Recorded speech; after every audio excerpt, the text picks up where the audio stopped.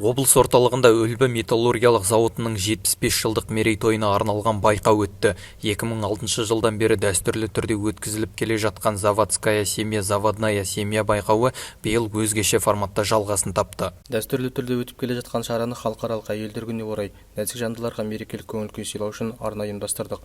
Мұндай шаралар әріптестердің етене араласуына септігін тигізері сөзсіз. Зауыттың 75 жылдығына тұспа-тұс келген байқауға қатысушы командалардың дайындығы жоғары деңгейде деп айта аламын. Сондықтан бүгін бізді қағытпа әзілдер мен жақсы көңіл-күй күтуде. Дәстүрлі байқауға зауыт қызметкерлерінен құралған ядерный микс, уран, Дай-5-75 командалары қатысып, бас жүлдені сарапқа салды. Сайысқа дайындығымыз жоғары деңгейде деп айта аламын. Байқауға арнайы маманның көмегімен дайындалдық. Көрерменге ұсынатын әзілдерімізді де әзіл-кештермен ақылдаса отырып әзірледік. Сахнада көрсететін өнеріміз 10 минут болғанымен, оның артында бір айдан артық төккен тер мен тыңғылықты дайындық жатыр. Дәстүрлі байқауда бас жүлдені сарапқа салған 3 командада жоғарғы дайындығын көрсете білді.